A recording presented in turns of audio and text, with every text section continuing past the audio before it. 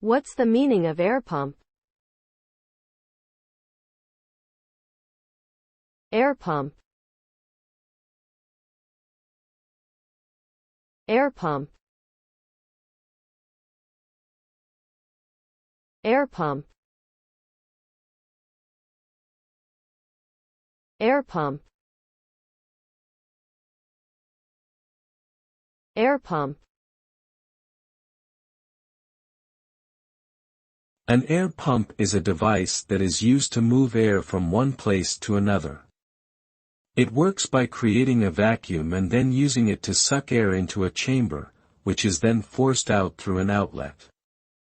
The result of using an air pump can vary depending on the specific application.